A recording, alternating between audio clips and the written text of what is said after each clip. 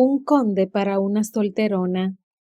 Saga Solteronas 3 por Olympia Russell. Capítulo 13. Nada más llegar al jardín, a la altura de la pérgola, Violet pensó que la pesadilla iba a continuar, a pesar de que había hecho algo de ruido a la hora de sentarse en la silla que estaba frente a él y que, estaba claro, habían puesto para ella. Liam no se dio por enterado y continuó leyendo sin dirigirle la palabra y ni una mirada siquiera, como si no estuviera allí o como si le importara un bledo que estuviera. La explicación que Violet dio por segura, claro. Sin embargo, como siempre que estaban solos, la descortesía apenas duró unos segundos porque, nada más que el ama de llaves, discreta, les dejara de nuevo solos tras haberle servido a ella el desayuno, Liam bajó el periódico, lo dobló en 4 partes, lo colocó sobre la mesita y con una sonrisa perfecta y maravillosa le dijo: «Querida Violet, disculpa la descortesía. Estaba terminando de leer un artículo fantástico, pero ahora ya soy todo tuyo. Espero que hayas dormido de maravilla. Yo sí lo he hecho». Y se la quedó mirando encantador. Violet se quedó un momento sin palabras. Por un lado, la visión de su atractivo marido le había dejado de nuevo sin respiración, y por el otro, no se terminaba de acostumbrar al trato que le dispensaba Liam. Le desconcertaba totalmente el paso de la ignorancia a la atención más amable. En aquella frase que le acababa de soltar se condenaban ambas actitudes, ya que, por un lado, había sido encantador, pero por otro, no había dicho ni una palabra sobre su ausencia de la noche anterior, sobre su desplante, por definirlo tal y como había sido.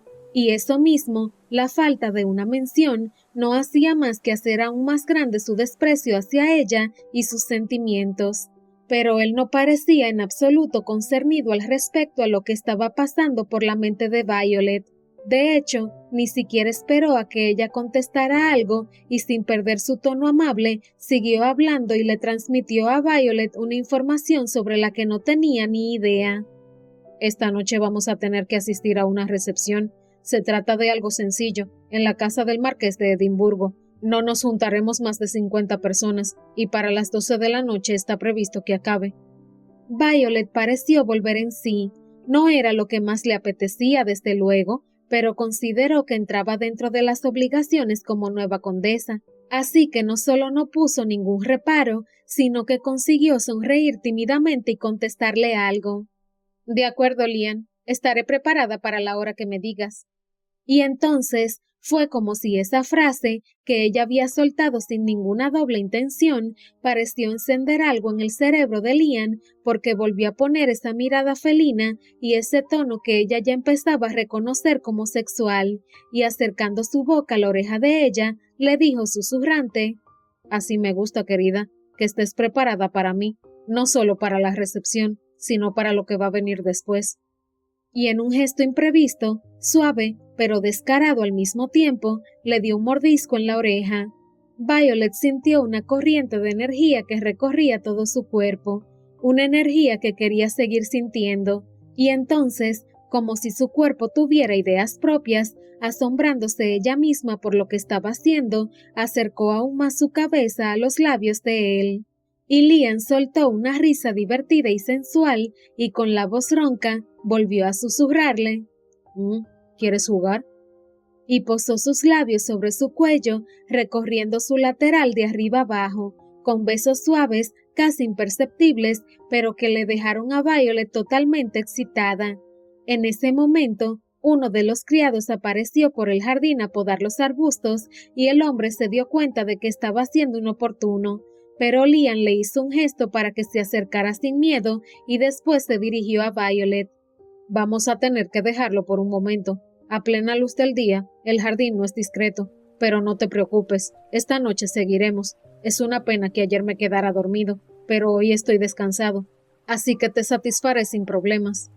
Y después de decir esto, se levantó, besó el dorso de su mano como el caballero que era y se marchó, dejándola, de nuevo, plantada.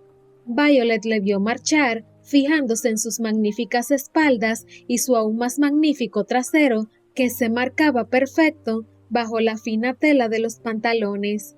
Se dio cuenta de que estaba roja, pero también de que esta rojez no era solo por el estado de excitación sexual que le había dejado Lian, también estaba enfadada. Era un enfado muy extraño en ella, ya que era la primera vez que le ocurría con esa intensidad. Le sorprendía tanto como le había sorprendido la bofetada de su madre a Daniel Wilson, pero es que la mención que había hecho Lian a lo ocurrido la noche anterior le había enfadado casi más que la propia descortesía de no aparecer. Que se había quedado dormido, ya estaba, eso era todo. Estaba claro que con aquel comentario de pasada demostraba una vez más la poca consideración que tenía hacia ella y sus sentimientos, y estaba claro que eso le había dolido mucho. Sin embargo, a medida que fueron pasando los minutos, se fue tranquilizando y fue recobrando su ser habitual. De hecho, cuando terminó de desayunar y subió a sus habitaciones, volvía a ser la joven dócil y resignada que había sido siempre, la joven habituada a los desplantes y a no reaccionar a ellos. Y tan solo había un cambio respecto a lo que había sido siempre, su interés por la vida sexual.